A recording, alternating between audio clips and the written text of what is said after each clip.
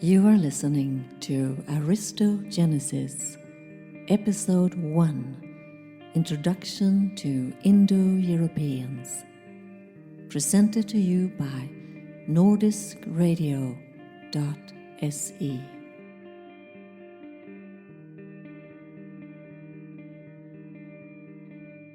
Unfortunately, in today's political climate, the beginning of this podcast has to be marked with a clarification.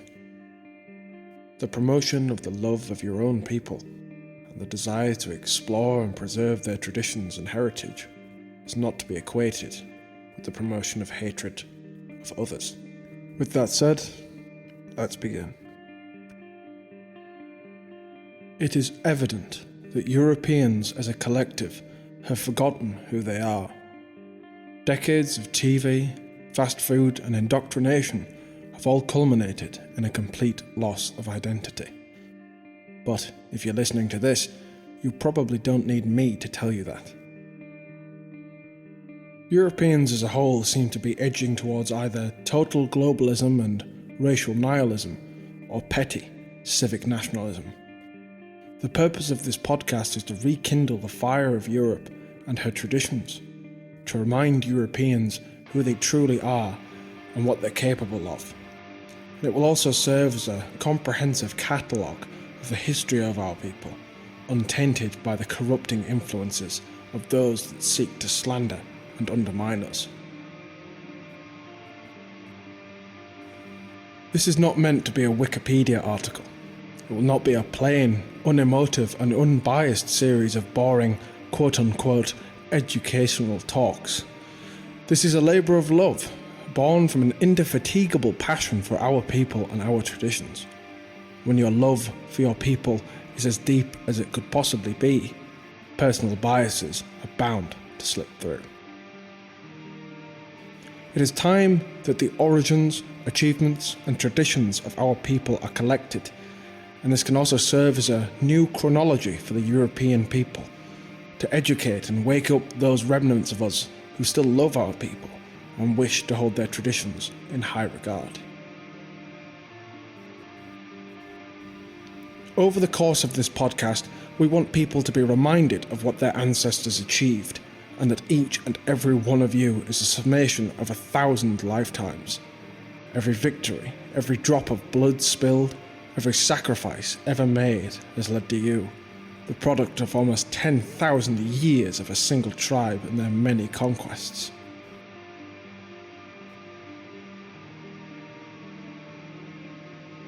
Originally, this podcast was going to be divided into segments, each covering separate groups from throughout European history. A section on the Lombards, a section on the Romans, a section on the Alemanni, on the Vikings, on the Spartans, etc. But that would give the wrong impression. European history is not a series of independent stories that occasionally overlap, but a great tree branching out from a single root, whose branches crash against one another, interweaving and interlaced, not as it continues to wither, decay and grow crooked, but rather our goal is to prepare the soil for the sowing of its seeds, carrying the blood and the legacy of our forefathers with us as our people break through modernity and are born anew. If this great oak that is our race has reached its peak, the great oak whose roots were but a single tribe of Aryan men, then we should instead be the seeds and follow in their footsteps, doing as they once did from across the mighty nations of our great Europe. The strongest and wisest of us should go forth and grow our own tribe in the image of our forefathers, with their same blood in our veins.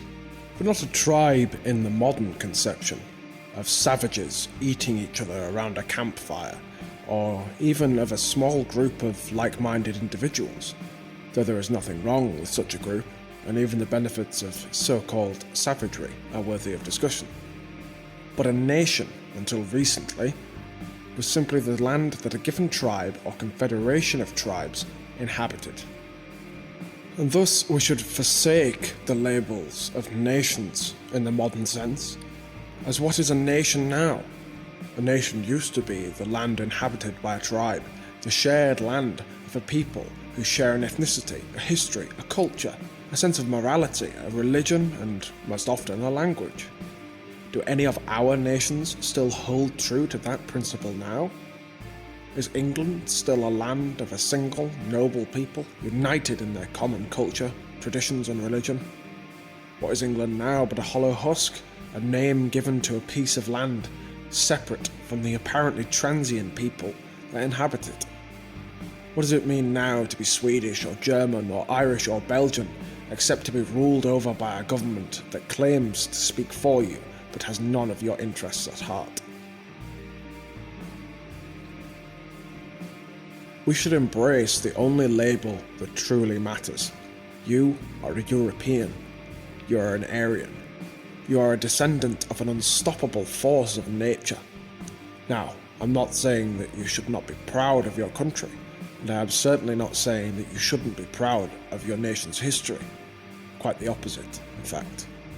Your nation's history should be celebrated above almost all else, but you should remember that its history is only what it is because of the people that made it. We all, as Europeans, have common roots.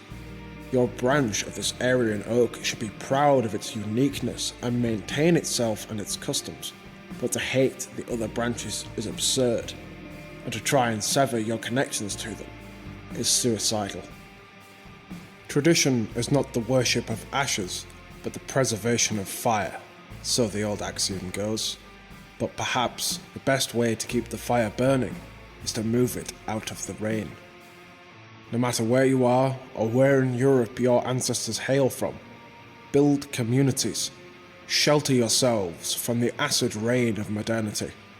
Reach out to nationalists from other countries, and look to build not only your own tribes, but to rebuild the great tribe from which we all descend. It should be made clear that I am not only saying that we are born from the men discussed within this podcast, but we are the men within this podcast. These men would have no nostalgia for the dead husk we call modernity, and neither should we. We shall build a new tribe in the image of the old.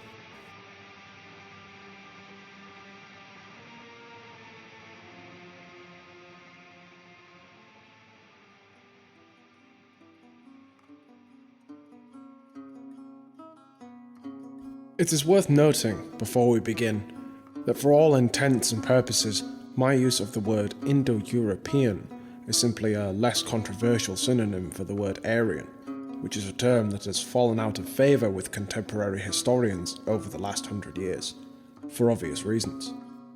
But their fear of this term and its connotations have only led to confusion and, whether deliberately or not, has caused a problem regarding the use of the term when referring to historical sources.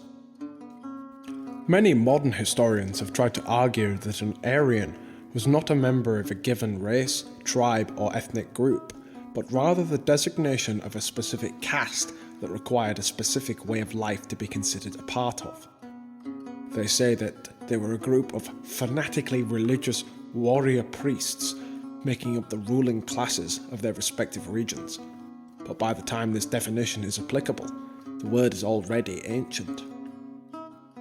From this description, I believe that it's safe to assume that mainstream historians are choosing to remain willfully ignorant of a key piece of this puzzle, due to its implications not aligning with the socio-political zeitgeist of the current time period. If an Aryan must be a disciplined, devout warrior and member of the ruling caste, then the original Aryans in that region, the race of people that forcibly subjugated the local population, must have been fervently religious warriors, who their descendants would seek to emulate, setting the standard for what it meant to be Aryan.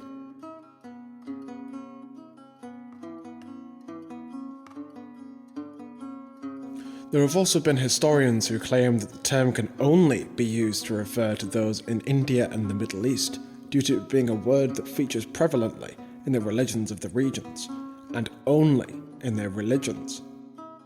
Not only is an exclusively religious interpretation inaccurate, as we have just discussed, but the term was not only used in these regions. One look at the Persian monument known as the Behistun inscription built sometime around 500 BC, shows a group of men chained up before King Darius, and the Persian king accuses them of being imposter Aryans. One of these men is dressed in traditional Scythian attire. From this we can gather that the Scythians were referring to themselves as Aryan, or the Persians would not have called them impostors. Ironically, the Persian ruling caste and the Scythians shared their ancestry, though they had been separate for so long, their common racial origins had long since been forgotten. And it was the Scythians who more closely resembled the original Aryans and Indo-Europeans in terms of culture, but we will get into the Scythians in due time. If one looks at the regions of Persia, India, and the Middle East, it becomes quite clear when looking at the populations in different castes, there is distinct difference in the ethnicities of the lower and ruling classes. As we will discuss later, this is not by any means a recent phenomenon. Statues of the Buddha himself have rather controversially been revealed to have once been painted pale white, with his hair being red in colour. Now, this is not simply any old statue of the Buddha, but the largest one in existence. Now, this in itself reveals a great deal about the region in which it was made and displayed. First of all, the Buddha had been a prince, a member of the ruling class, so it would appear that the highest caste in India were also likely to have had similar traits and be of the same ethnicity. But with that said, even if he did not resemble the statues of him in any way, the locals of his time still decided to paint him, the head of their religion, and a prince who ruled over their people by deed, religion, and birthright, as being pale with red hair. There must have been a reason for this, and if not the Buddha himself, then someone must have given these craftsmen the impression that these were the traits of an Indian prince. But we will cover this in detail later. So, if the words Aryan and Indo-European are synonymous, or at the very least linked fundamentally, then why is the term not only shied away from, but met with outright condemnation and vitriol? Well, obviously, the events of the last 100 years have pushed modern academics to distance themselves from such terms used so prominently by certain controversial groups. Those controversial groups not being far off the mark in their usage of the term, making modern academics even less comfortable with its use. The Indo-Europeans, as we have already covered, moved into occupied territories and established themselves as a distinct ruling class, a kind of patriarchal warrior aristocracy which had never been seen before this point. And, going back to King Darius of Persia, claiming to be of Aryan stock, it becomes apparent that this ruling class didn't seem to interbreed with those tribes they subjugated, at least for the most part, at this point in time. This can be taken to mean that, from a certain point of view, the idea of a quote-unquote Aryan master race was a conceivable reality, though what that was would most likely differ from the modern interpretation of that term. But, as controversial as that statement might seem, it's up to you to decide how to feel about such an implication. To imply that a certain controversial group were right from a historical standpoint is not the same thing as saying they were right from a moral standpoint. Such moralistic discussions are not the purpose of this endeavour. My own interpretation as to why the term Indo-European has been popularised comes down to the fact that Indo-European refers to a linguistic group rather than a tribal or ethnic one.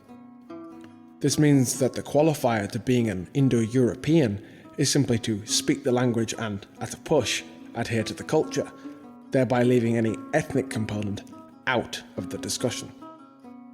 Not only does this mean that theoretically anyone can be Indo-European as long as they speak the language and respect the culture, as many civic nationalists now claim is the be-all and end-all of what makes a nation, but it treats the ethnicity of this tribe, this catalyst for all civilization and greatness, as merely a footnote at best, rather than the driving factor that it truly is.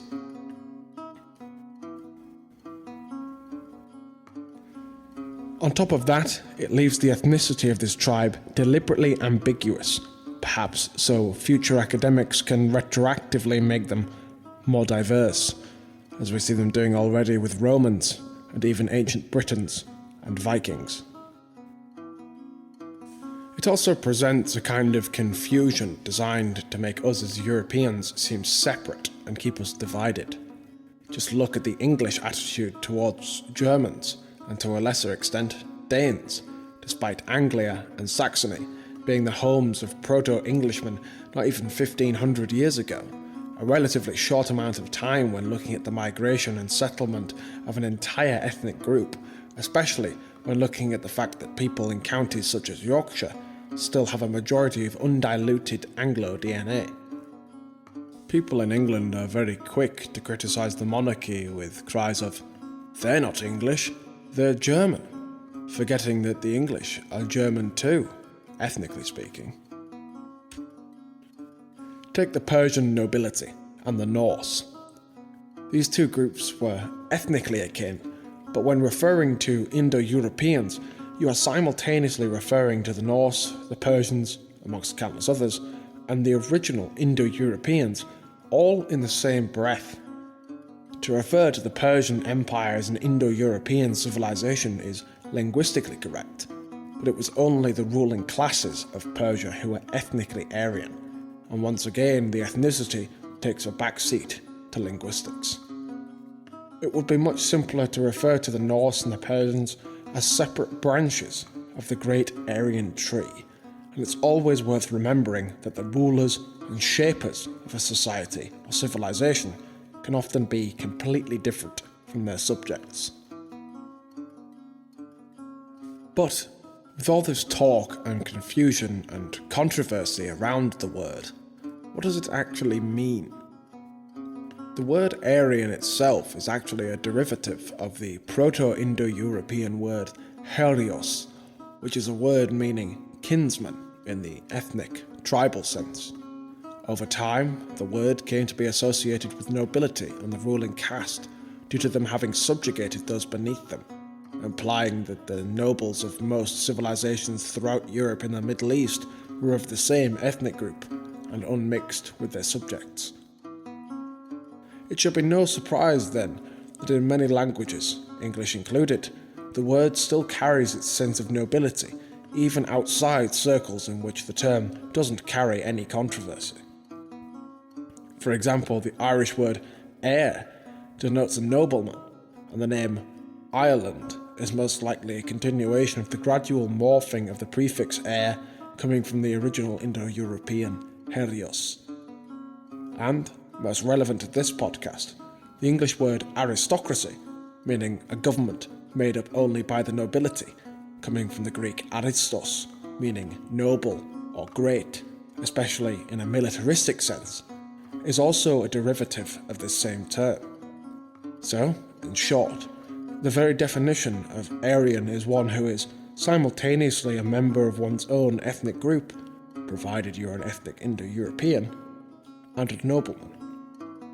And now, with all that said, let's begin our look at these herios, the first Indo-Europeans.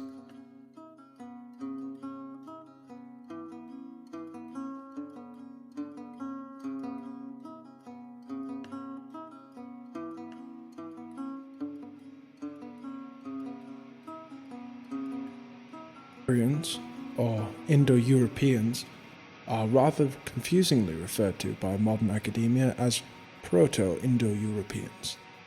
This is due to the aforementioned refusal to acknowledge them as an ethnic or tribal group. To briefly summarise them, they are the ancestors of every European tribe and subrace, from the Nordics to the Romans, and we carry their legacy and their blood even to this very day. They went from a single tribe to the masters of all Europe and Asia, and eventually the entire world. A feat unmatched by any other creature to have ever walked the earth, second only to the gods themselves.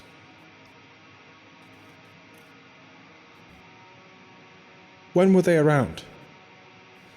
Estimates for the earliest tribe that can be conclusively labelled Indo-European are varied and hazy.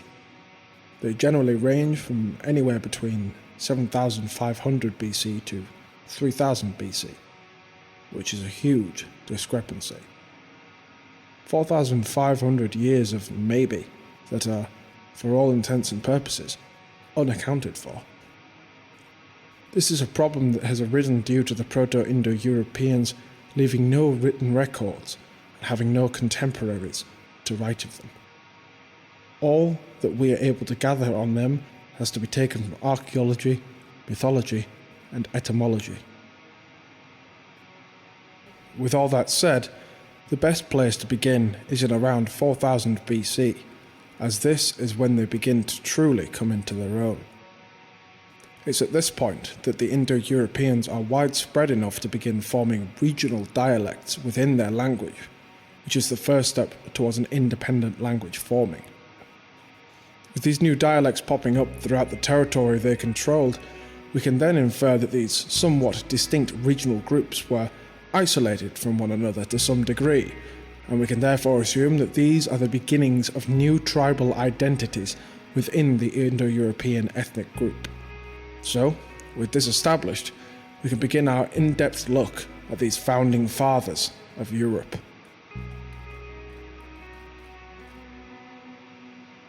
Where are they from? This is a topic of great debate and contention. Due to their rapid expansion and lack of conventional written records, it's very difficult to pinpoint a single place from which they emerged. Some Indian nationalists have tried to claim that they came from India and expanded outwards, and some Iranians and others from the Middle East have claimed likewise, that their countries are the birthplace of the Indo-Europeans. This is understandable, as who would not want to call themselves the true descendants of such an important and powerful people, but their claims are ultimately incorrect and have very little in the way of evidence to support them. The Indo-Europeans were certainly there, but that was not the point of origin. Their point of origin, in which the Indo-European was forged by the land and tempered by struggle, differs in academia and mythology. As such, we must draw distinction between their origin point in which their race came about and the earliest land we can say for certain that they inhabited. The mythology of the Aryan people, as we will discuss in the next episode, hints at an origin in the high north, the Hyperborea. But, for now, all we can say for certain is that their earliest traceable place of residence was in modern Ukraine, in a region called the Pontic-Caspian steppe. In antiquity, this area was known to be home to some well-known but under-discussed tribes, such as the Scythians, the Cimmerians, and the Sarmatians, but they would not emerge as distinct tribal cultures for a few thousand years after the Indo-European migrations had already begun. This idea of a homeland in Ukraine is a key part of what's called the Kurgan hypothesis. This comes from a key aspect of Indo-European culture called Kurgan burial mounds, which spread right throughout Europe and Asia, getting progressively younger the further they are from Ukraine. There will be more on these mysterious ancient burial mounds in a coming episode. Another thing worthy of note when talking about the homeland of the Indo-Europeans is the Persian concept of the Aryanam Veya, which roughly translates to the Aryan expanse, and is mentioned as being the original land of the Aryan people, and is located near Ahura Mazda's 16 perfect lands within the Zoroastrian religion, which we will also cover at a later date. In the first chapter of the Vedadad, the Zoroastrian highest god, Ahura Mazda, who the Persians called the god of the Aryans, came down from Aryanam Veya in the north and created these 16 perfect lands. The etymology of the word Veya is most likely related to the Vedic word Vey, meaning a fast-flowing river. So, it is safe to assume, from what we have already established, that the Aryan expanse was somewhere north of Persia and near a fast-flowing river. In David Anthony's book, The Horse, the Wheel and Language, he provides evidence of the ancestors of these Persian peoples as coming from the Volga River, a fast-flowing river north of Persia and the 16 perfect lands. And where is the Volga River exactly? You guessed it, the Pontic-Caspian steppe. How far did they expand? This question can be answered in two ways. In one sense, you could say that the Indo-Europeans expanded out into the whole world, as one could claim the Roman Empire, the Persian Empire, Magna Graecia, the British Empire, and the German Reichs to be expansions by either Indo-Europeans or populations ruled over by Indo-Europeans. To think, this single tribe of Aryans would go on to conquer the entire world, from Europe to the Americas to China, Africa, Antarctica, and now we turn our sights to conquering the very stars above us. However, given that covering such a wide topic is the long-term goal of this podcast, rather than something to tackle in this first episode, it would instead be more fitting to cover their expansion up until they have diverged culturally and linguistically enough to be classified as distinctly different tribes.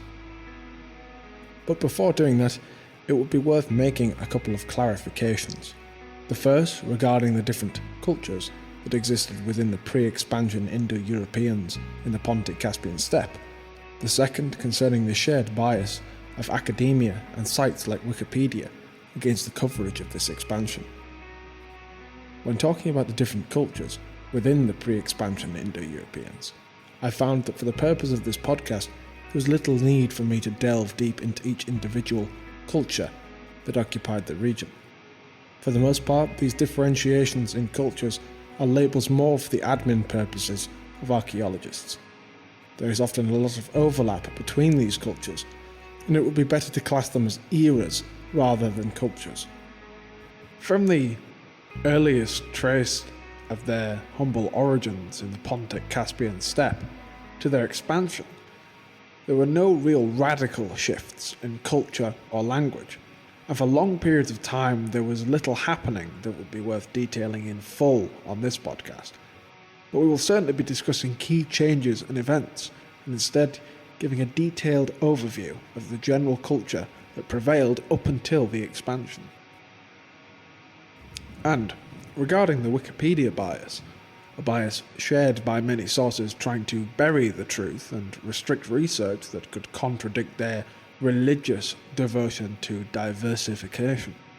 It should be noted that Wikipedia is often more dangerous in what it doesn't say, rather than in what it does.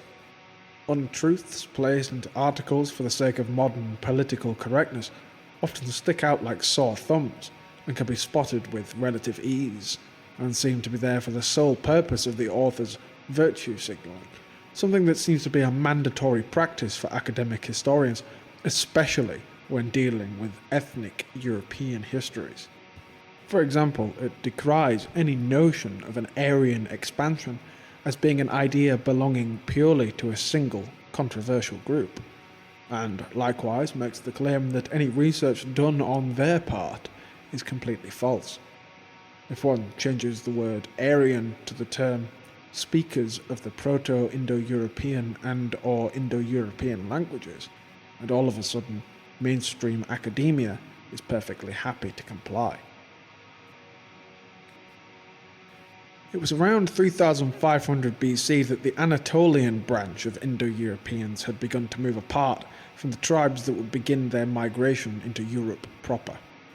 These Anatolians would move into the Middle East and form the basis for what would later become the Hittites, a tribe mentioned as being at war with Judah throughout the Old Testament, and described as using warfare technology unique to Indo-Europeans. The Hittites are a very interesting tribe that we will have to save for a later date.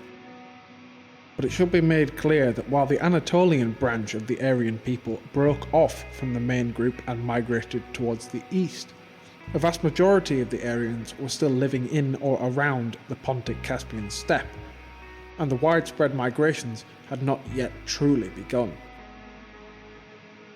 By the time of around 2500 BC, however, most of Europe was already under Aryan dominion, though with a wide geographical spread that meant these tribal groups began to rapidly differentiate themselves from one another, both culturally and linguistically, though not entirely.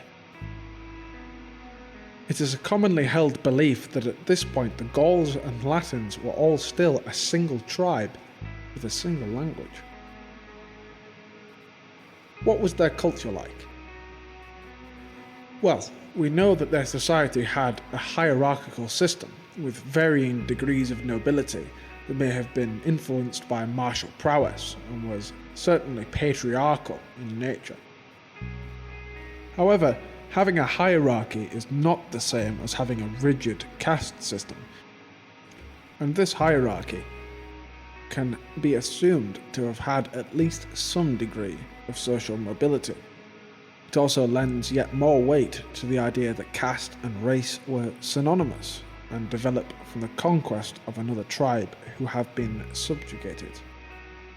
At this point, all of the Indo-Europeans were ethnically and culturally akin, and were the only people living in their respective area. It isn't until their expansion into new, already inhabited areas that we see a rigid caste system develop. So how was this social class system organised? It was not based on simple possession of material goods or the amount of wealth that had been accumulated by a family or individual, but rather one's social status was measured in a combination of blood and prowess. The founder of a local tribe or family was said to be a man of mythological prowess and virtue, and his lineage was carried down by his direct male descendants. The closer one was to the line of the founder of a familial group, the more likely he was to become a patriarch and preside over the family. The same system also applied to local tribes. These founders are thought of as we think of the demigods and heroes of antiquity, men of exceptional strength, courage, wit, and virtue, direct descendants of the gods themselves. So, I'm sure these ancient Aryans would not object to me referring to them as demigods for the purpose of this podcast. So, if one was closer in blood to one of these demigods, he therefore possessed a higher social status. But, if this were the case, then how would this system be socially mobile as we have already established? Surely this aristocracy of blood would be completely static. Well, if a member of the family or local tribe proved himself to be exceptional in prowess or virtue, especially in a militaristic context, he would then be given permission from the tribe's elders to become the founder of his own clan and to be exalted to a form of living myth, declared a demigod for all intents and purposes.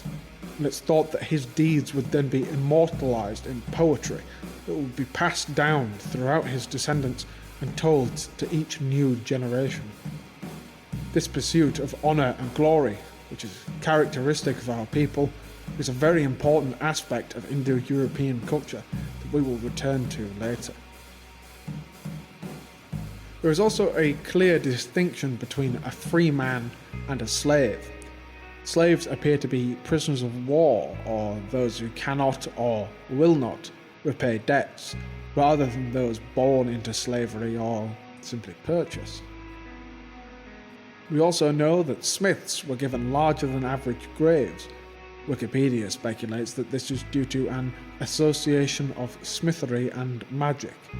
And while there might be some truth to that, I believe it's worth noting that this culture put a heavy emphasis on warfare and the technology it employs.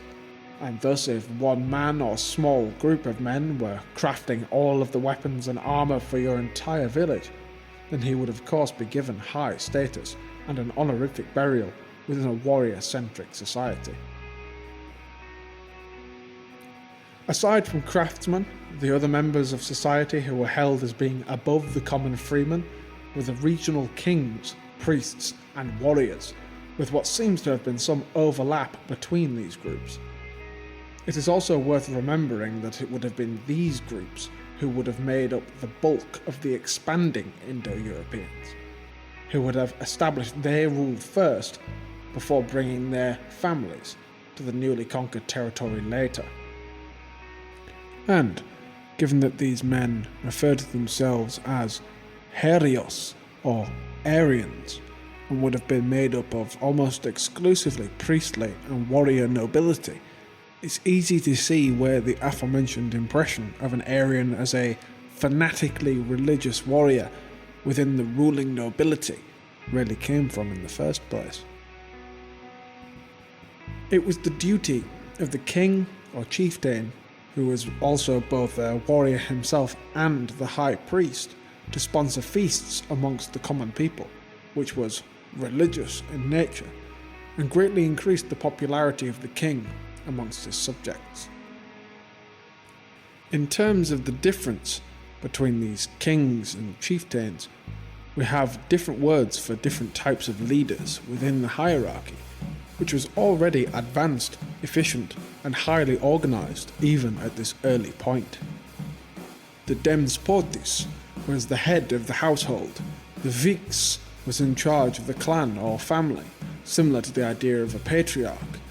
The chief of the local settlement was the vikportis, and the high priest and king was the Rígs, a word that retains most of its meaning in the Latin rex, the Italian re, and the English regal. It's worth noting that the early Romans were also led by a king, declared a demigod, and the Pontifex Maximus, the high priest. In fact, the Roman class system was also based on the closeness in lineage to Rome's original founders, the patricians. So we can see these ancient Aryan traditions are maintained for thousands of years, even if the cultures themselves look very different externally. Another element of their ancient customs is highly worthy of discussion because of its striking relevance to a modern custom of Europeans. Our current problem of inviting in guests who do not repay our generosity is a modern corruption of an old Aryan custom that is being taken advantage of by those who seek to undermine and destroy us. When the Aryan expansion began, there would often be insurmountable distances that these first Aryans had to cross, and, as a result, they could go very long distances without food or shelter. Because of this, an honorific system developed wherein men were expected to be hosts, and guests were expected to repay them at some point. There is strong evidence to suggest that the debt could be inherited, that you might have to repay the debt of your father or grandfather to the descendant of whoever the debt was owed to. This was not just a social obligation, however. This was an oath bound by ritual and sacrifice, and a violation of this oath on either part was to be considered as serious as murder and unholy. An example of how serious these oaths were taken is apparent in the Greek tradition, in which the Furies were said to hunt down and destroy those who did not fulfill their oaths. Both the killing and harming of a guest and an abuse of hospitality were met with scorn from both the locals and the gods. This might explain why we modern Europeans are so readily accepting of strangers who wish us harm, and our suicidal insistence on inviting them into our homes. It is attached to our adherence to this ancient custom, and our revulsion towards breaking our oaths and rejecting our duties as hosts. This custom, however, only applied to members of one's own kin, not to outsiders who didn't make these oaths and would have posed a threat. The relentless propaganda campaigns we are subjected to from birth to death have perverted and exploited our ideas of hospitality towards one another.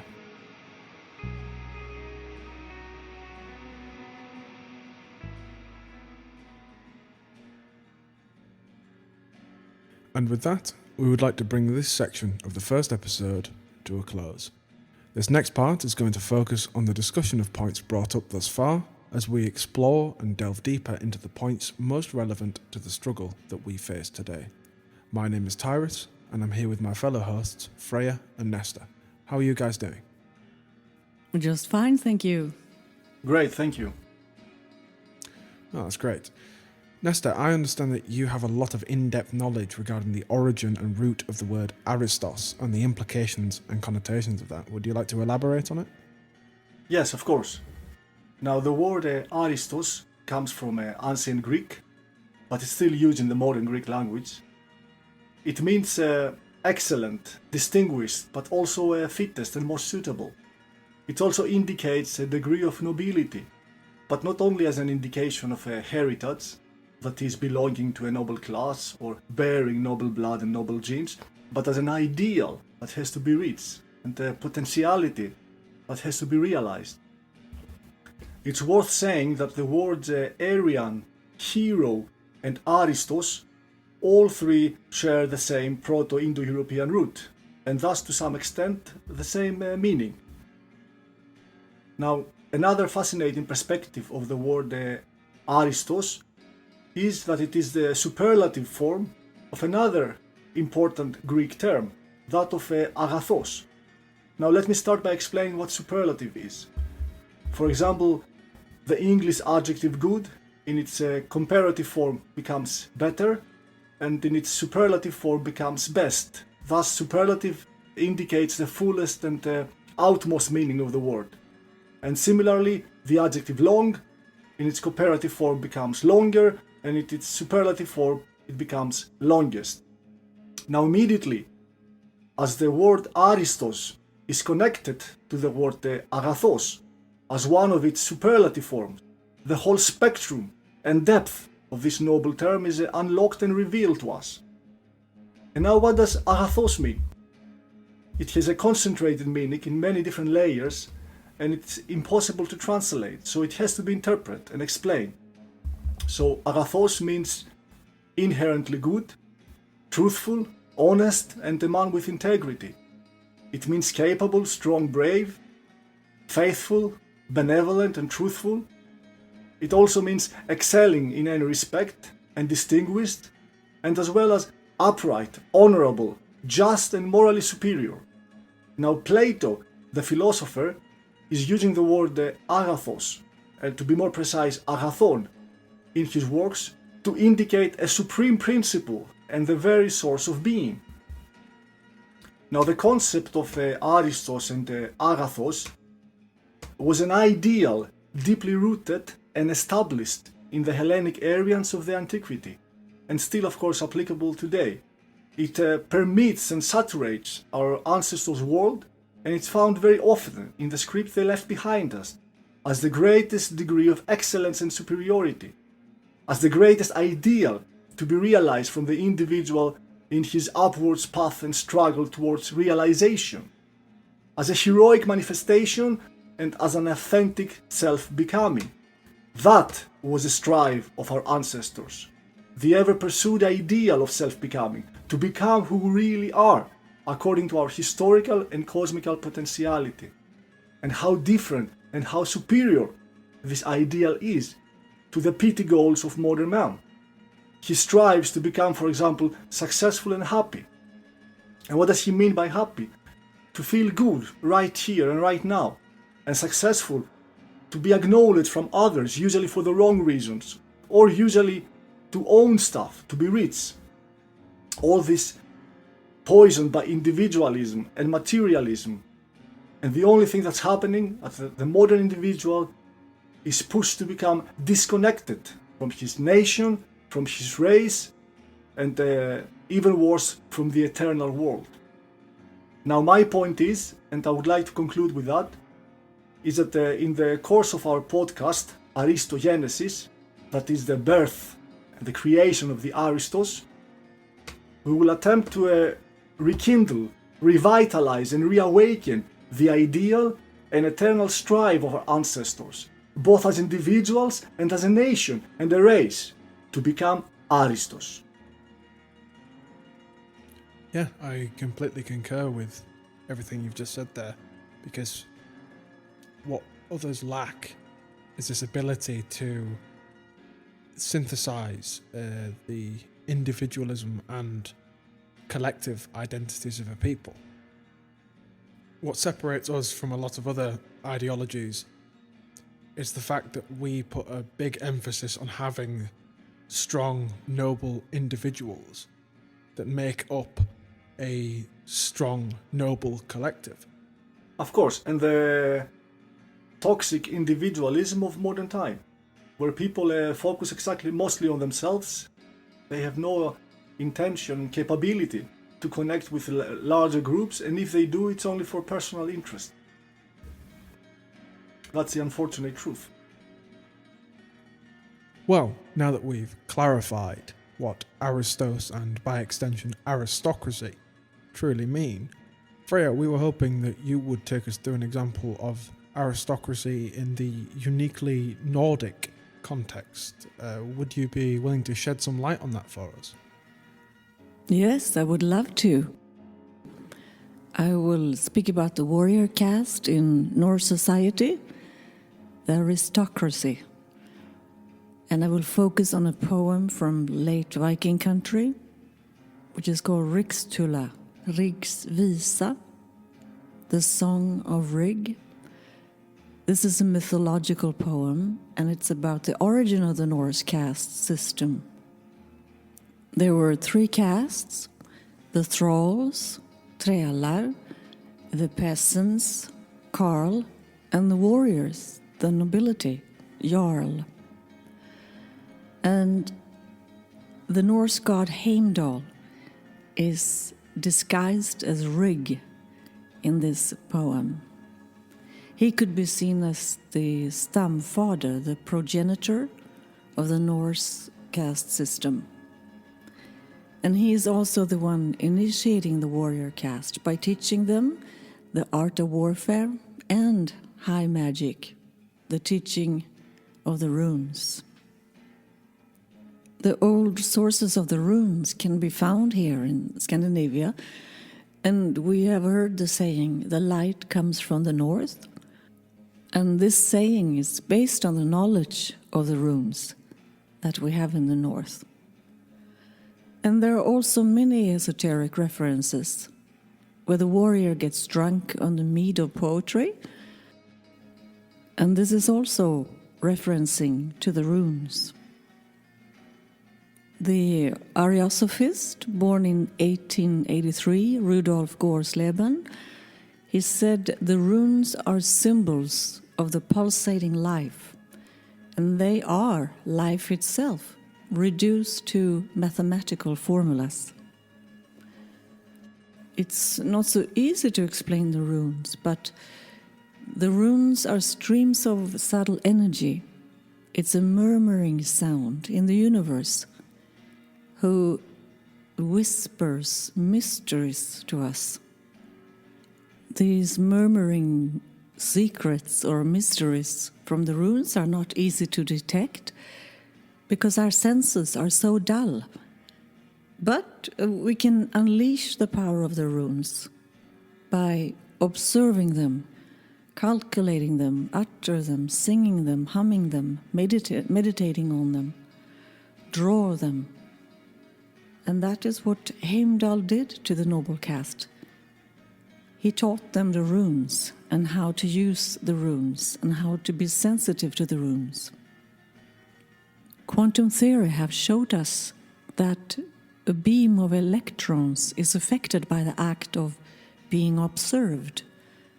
Philosophers have known this secret for centuries. By observing and affirming the runes, calculating them, humming them, singing them, drawing them, meditating on them, they come alive and release the secrets, the hidden secrets of the universe, really. Now I want to focus a little bit. Who is Heimdall, the god Heimdall, who is disguised as a Rig in this poem? He is the watchman over Asgård, and he will blow the Jallarhornet to warn the Asir of Ragnarök, which was predicted by Valan or Vulvan. It's a prophetess in Norse mythology. And Heimdall has exceptional hearing and sight. He could hear the grass move and the wool on the sheep grow. He is very attentive. Heimdall had super sensitive features to be able to pick up the subtle energies of the runes. He also needed less sleep than a bird and can see just as good in nighttime as in daytime. Heimdall's name is Gulltann, den Guldtandare, the golden teeth one, and his horse is Gulltopp, den Guldluggare, the horse with the golden bangs, and Heimdall's home is Himmelsberg, which is Vintergatan, the Milky Way, where he sits and peacefully drinks his favorite mjöd. So Heimdall could be considered to be a sky god. He lives in Himmelsberg, and he could also be considered to be a sun god. He was the one who shines over the world, den som lyser över världen. The symbol of the sun is gold, and the Aryans are connected to the sun and to gold. Rudolf Gorsleben said, the Aryans are the sons of the sun and the sons of the gods. So what happened to Heimdall in the end in Norse mythology? It says, the golden Heimdall and the deceitful Loke will die in battle with each other in Ragnarök. So it doesn't end that good. I wanted to mention just something about Loke, whose name is also Lodur and Hagal. He's very misunderstood. He's considered to be a universal god, a creator, preserver and destroyer, skaparen, vidmakthållaren och förgöraren. We will do a podcast later on with a comparison with Loke and the Roman god Saturnus and the Greek Kronos. They both have this double nature, which is interesting to dig into. But I was pondering about the meaning of this poem about the golden Heimdall and Loke dying in the battle of Ragnarök, killing each other with a spear. And I thought, is this poem about the death of duality, light and darkness, and maybe the birth of a new warrior caste, skilled in strategic warfare, but also with esoteric knowledge? So I'd like to take this one step further about Heimdall. So as a sky god and a sun god, Heimdall have a twin god. According to Tacitus in Germania, it is the oldest Germanic god, the father sky god, Twisto. And Twisto in Proto-Germanic is Taerus, which means twice or two. There you have the twin part. In Sweden, Twisto was called Ti and gave name to the weekday tisdag. And we have ortsnamn like Tiveden i Västra Götaland and Tierp i Skåne. So, Taerus, Twisto, Tyr and Ti are all related to the Tyr-runa, number 16 in the Hötarken. Tyr is also from Tursaet. He is related to the giant Hymer. The chaos powers in the Tursaetten is called Mippelheim, which is fire, and Niflheim, ice. So in other words, Tyr is very much familiar with and one with the chaos krafter.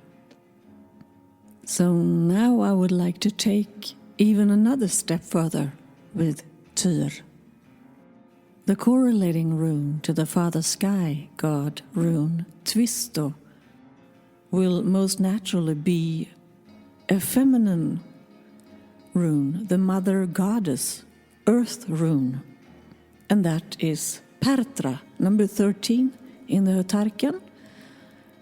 And in Eddans Trollsånger, it speaks about the great mother from Ida, födelsegudinnan, who gives birth to a male child with magical purpose, Tyr. He is born out of a rock, Pertra, and the rock is also called Madderackan, moderkakan. So, the Mother Earth rune Pertra gives birth to the urgamla, the oldest Germanic god, Tyr, through rungalder. And rungalder is runes put together like a bind runes or a talisman. And then you sing these runes. It's a troll song. It's for magical purpose, to go in trance. We use it, all kinds of galders, in when we do Seid. So, there we have it. Heimdall, the sun god, the one who shines over the world, disguised as Rig in this poem Rígsþula, that I will read in a little bit, is a twin god to Twisto, the oldest Germanic god, who is the father of Tyr, who has been born out of a rock by the Mother Earth rune Pertra. And so this Tyr shall always be protected, because he is a child with magical and spiritual purpose. He is the warrior. He is the firstborn from the noble warrior caste, the Aristocracy of the North. And one could say that it does look like a trinity, the father, the mother, and the child. It's an interesting thought that I believe is used in other mythologies as well. So finally, I will say that in another episode I would love to focus on the women priestesses, the Vulva, the Vala, the Seid, Kona, the Norna, Godo, Gytja, and get into that. So now I believe I will also read the poem, the Rígsþula. But before I do that, I would love to hear, what are your thoughts about this? I must say that I'm sitting mesmerized here by the pictures you are painting, especially of a Heimdall sitting on the Milky Way, drinking his mjöd, looking down to the world. This amazing, beautiful symbolism that is with the different depths, both a literary value, as literature, as a story, and then with all the layers behind it. I think it's great. And you mentioned the Trinity. This is also a very common principle. It's something that our ancestors deeply believed in, about the rule of three, which seems to be like a cosmic principle, where two forces to interact with each other, they always need the third one, like a catalyst. And this catalyst, of course, we can see in science, in chemistry, in the physical world, right? In physics. And so it's very beautifully depicted there, and very beautifully described in this wonderful Norse myth. Thank you, Freja. Thank you. I had lots of fun putting it together, for sure. Yeah. So Rig, who is Heimdall in disguise? I mean, yes, it's Heimdall that I explained. So Rig comes first to the elderly and the great-grandmother Edda and the great-grandfather Ai. And they live in a poor man's cottage. They have ragged clothes. They live in fattighjon, we say in Sweden. And they serve Rig some pitiful food, and he gives them advice. And he stays for 3 days also. And then Rig sleeps between Edda and Ai.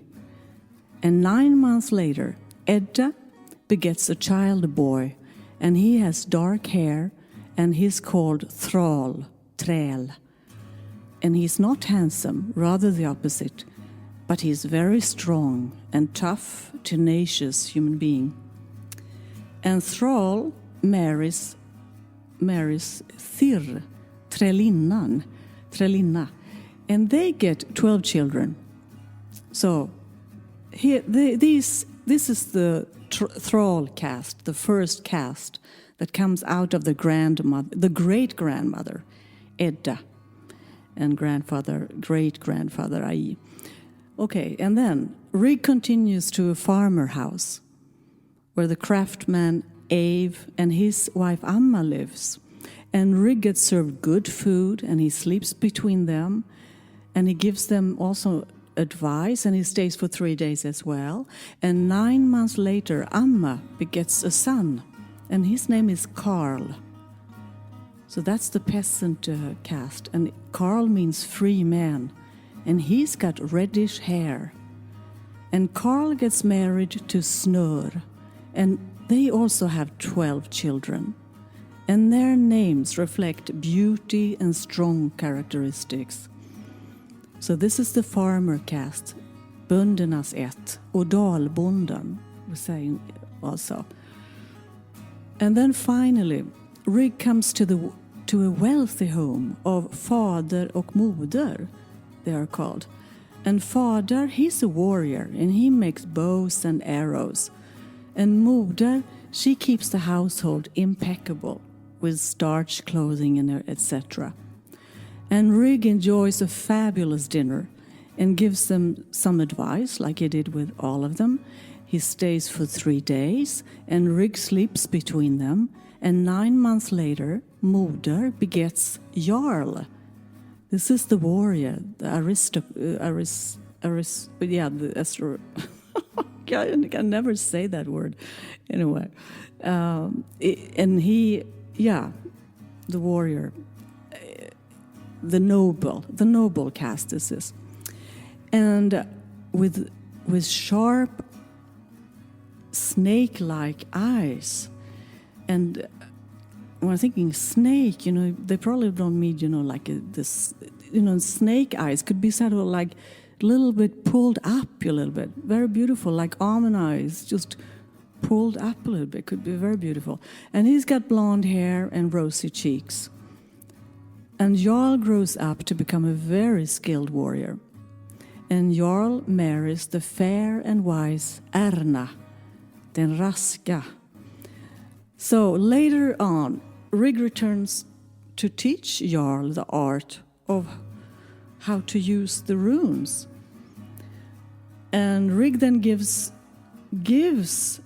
Jarl his name. So Jarl gets the name of Rig. And Rig exhorts Jarl and tell him, why don't you enlarge your territory? And he does. So he ended up ending 18 farms, Jarl, and just expanding his territory. And Anna och Jarl gets many children, but it's the youngest that becomes the wisest one and also becomes a very skilled warrior. His name is Kon, som är konung, Kon, and it means kung actually. And he competes with Rig of who knows the runes the best and who are the most skilled warrior. And they ride out to shoot bow and arrow. And then Kon hears a kråka in the tree. And he say, and the kråka tells Kon, why don't you ride out to richer lands? And then actually the Rígsþula is sort of halfway finished there because there are pages missing in this interesting document, so we don't know the end of the story. But I can just read 2 short phrases from the actual poem here. And that is when the mother, okay, I don't know which words it is, but anyway, it is when Jarl is being born. The mother then brought forth a boy. In silk they wrapped him, with water sprinkled him. And by the way, they sprinkled water on all the children. It was sort of some kind of baptism. And named him Jarl. Light was his hair, and bright his cheeks, his eyes piercing as a young serpent's. And there at home Jarl grew, learned the shield to shake, to fix the string, the bow to bend, arrows to shaft, javelins to hurl, spears to brandish, horses to ride, dogs to let slip, swords to draw, swimming to practice. A javelin is like a spear, some kind of light spear that you throw with your arm. And let the dog slip is just unleash the dog. So it was, yeah.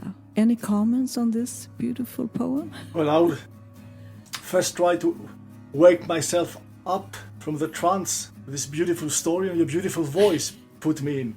I don't know if Taerus feels the same. Thank you. I wanted to ask, as you say, he's given the title Rig when he sort of masters the runes and becomes king. I wanted to tie that into a point I made in the earlier monologue, where the ancient Indo-European word for the priest king is Rígs, which is also the root of the Latin rex. And if you look at the original Roman kings, Romulus, he was the king and the high priest. He communed with the gods. And they also did it through, well, we say ravens, but ravens and crows in mythology are virtually interchangeable. But that is a continued tradition throughout all Indo-European societies, this idea of the one in charge, whether it's Rig or Regs or Rex, is the one who can commune with the gods and lives nobly and lives strong. Yes, isn't that why they thought the monarchy was like demigods? Isn't? Yeah. Yes, yeah, it's the divine. It's like the divine kings. Romulus was said to be the son of Mars, who was the god of war and agriculture. Yeah. In this poem, we have an excellent view of our ancestors' worldview, how they perceive the world. Everything in the physical plane is connected to the plane above, to the metaphysical, the plane that cannot be perceived with the senses. Everything is given and controlled by higher forces. They were very, very well aware of this cosmic order. And one point, I have many points, I could comment many points, but I would like to focus on one. It's fascinating that the god Rig actually slept between the couple. Contrary to the Greco-Roman mythology, where usually the Sky Father or other gods, which are also manifestations of the Sky Father, actually sleep with the actual mortal woman. But in this game, the god is actually, his effect is like a catalyst, like I mentioned earlier. That she comes in and with the force of catalysm, she makes it happen. So that's a very interesting peculiarity that I have never seen before, actually, in other Indo-European mythologies. No, I think that is. I'm so glad you pointed that out, because I mean, that was, he was transferring, something esoteric there. He was communing with them. I mean, he was communicating and living with them for 3 days, all of the castes. And he was eating with them, eating whatever they put before him. And he was giving them advice. He did the same to all 3 of them. And he slept for 3 nights, between the couple. I think it's also so beautiful. Of course, he was transferring, both wisdom and also esoteric knowledge even when they slept, probably, you know. It's interesting as well, as I said, with the crow, that it's sort of, the crow is almost a manifestation of the sun god and imparts their wisdom. And that is, again, a very critical thing in a lot of Indo-European mythology. The crows or ravens were said to be the bird of Apollo, who is again the sun god and the god of prophecy. So I think there's obviously the way that you're telling it and the content of what you're telling is fascinating within its own right, but we have this kind of thing with historical mythology, especially, where we look at it in a bubble. We kind of put it on its own, like whether it's Norse or whether it's Greek or Roman mythology or Celtic or whatever, and we forget that they're all drawn from the same root, and there are these constant themes that reoccur that these different tribes, these different cultures were expressing in their own right. They're all expressing this one universal truth through their own interpretations as a unique people. And I always think that's fantastic. It is. That's what makes it so exciting. I'm looking forward to so much to learn from you, because you have your expertise on the European and mythologies, and I don't know much about them. It's so much fun to see similarities, with the gold and the you mentioned the birds and many. It's really fascinating. He was everything about gold, Heimdall. I mean, everything. He had gold teeth. He had his horse was called Guldtop, and that had golden hair, bangs, and everything was about gold and living in the Milky Way, the Vintergatan. I mean, living there.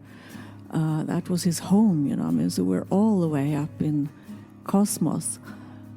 Yes, I would like to say, before we finish with the first episode, that in the course of this podcast, we will deal with what I see one of the most dramatic events in the history of the European continent, that is the coming of the Aryans. We will focus on their origins, on their emigrations, on their establishments. We will take a deeper look in their religious beliefs and their mythology, exactly as in a beautiful introduction, which Freya did. And we will take also a closer look to the most important and famous Aryan cultures in the course of history. We wish also to have a further reading section in the website of the page. We will plan to publish books and links that people can, if they wish to study further. And there's a possibility in the future we may have guests that will enrich the podcast and help us with their own specific knowledge. Now, I would like to say that many of these subjects that we will deal with in the podcast are items of academical and scientific studies, and they have been like this for many years, maybe 100 years, in various universities and institutions. So we must say that we are not experts.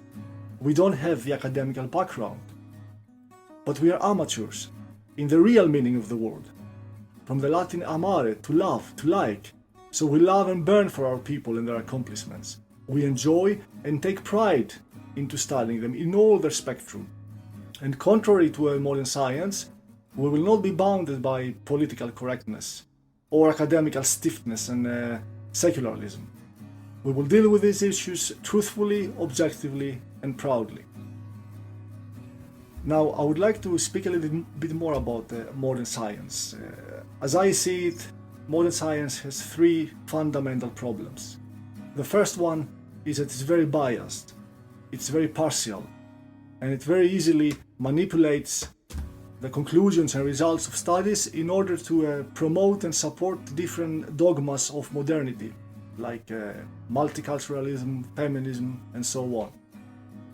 We have seen this in many cases, We have seen it, for example, in the famous Cheddar Man, when a British anthropologist recently made a physical model, a bust of the Cheddar Man, which is one of the Mesolithic Aryan hunter-gatherers that came in the British Islands, and he's presented as the first Briton, and his model, his bust, looked like a Negroid Homo erectus, which is not true. We have seen it also in the infamous and ridiculous documentary about a year ago of the Swedish national television regarding the first Swedes, where the actor chosen to play a supposedly first Swede, who was one of the hunter-gatherers of the second wave of Aryan newcomers in Scandinavia. The actor chosen to play him was a Somalian with blue contact lenses. And the list is very long, I can go on forever. And we also know it from one of the most fundamental building myths of modernity and modern science, that of a man out of Africa. The hypothesis that Homo sapiens developed in the African continent and colonized the rest of the planet. And this hypothesis is presented to the public, both implying but also directly that we are all Africans. A second problem of modern science, it's its bone-breaking rationalism. That is also very evident in the theoretical studies as well. Now, we do know that modern science has no interest and has lost every capability to see beyond what it can physically examine. So what they cannot put under the microscope, what they cannot dissect with their scalpel, what they cannot experiment upon, they don't care about, and they cannot see it. And this applies also in the theoretical studies, especially regarding our ancestors. When they are dealing, example, with mythology, they are approaching them like bedtime stories, often of bad quality. And when they are dealing with their ancestors' religiosity, they are approaching it like superstitions of primitive people. But there, in what is not tangible, lies the essence, the ideas, the ideals, and the spirit of our forefathers. And moreover, our forefathers had a perception of the world very different of our own. So for our forefathers, the world beyond the physical world, the metaphysical world, the world that cannot be perceived by our senses or with instruments that enhance our senses, was extremely important. They saw the physical world as a reflection of the metaphysical world, and they also saw the metaphysical world as the source and the origin of the physical world. And in this area, modern science has no idea. They cannot grasp it and they cannot see it. And that's why modern science generally, and modern man specifically, is very difficult into understanding our ancestors. Now let me give you an example where all these three problems of modern science are obvious. In the last 2 decades, there have come many different genetical studies, analysis of DNA from biological remnants. In our case, what interests us has to do with our ancestors, the Aryan people. Now these studies are usually focused on the mix of genes in different geographical areas. Okay, they are not interested in the elements that build a nation or a race. They're not interested in language, in culture, in religiosity, and so on. But they're very easily and very eager to make conclusions that has to do with the building of a nation. And this conclusion, of course, they are relevant and subjective to the conclusions to their genetical studies. And moreover, the modern geneticists are lost in an ocean of information with no compass to help navigate them with. Now, if I take another example, what would a future genetical study of the United States of America show? It will show the layers of Europeans, Chinese, Africans, American Indians, and it will come to the conclusion that all the above made the American nation because all of them can be found there. This is exactly how they are dealing with our ancestors. but they never ask the critical questions. When does the history of the United States of America begin? Which was the dominant group that put its mark on the state and the nation, that gave its character, its morals, its laws, its priorities, and its very national idea? And my point is, and I will conclude with that, is that in the course of this podcast, we will focus on the essence, the truth that lies beyond the scientific studies. We will follow the authentic character and attempt to trace the elements that differentiated the Aryans from all others, and the mentality and spirit they had and still have that made them so unique. And so, it's time to bring this first episode to a close. In the next episode, we're going to explore the deeper meanings of the Aryans' Hyperborean origins and explore the evidence presented to us through various Indo-European sources. And in the next few episodes, we're going to talk about their religion and their warfare and explore the roots of the more well-known Indo-European mythologies and religions. We're also going to touch on the surprising connections between the Aryans and the Sumerians and have a look at what life was like in Europe before the Aryans arrived on the scene. We would like to thank our ancestors and our gods for their help in making this possible, and for their great deeds and beautiful cultures that have given us something that is truly worth learning about. We would also like to thank you for listening. Until next time. You have been listening to Aristogenesis, presented to you by nodisradio.se.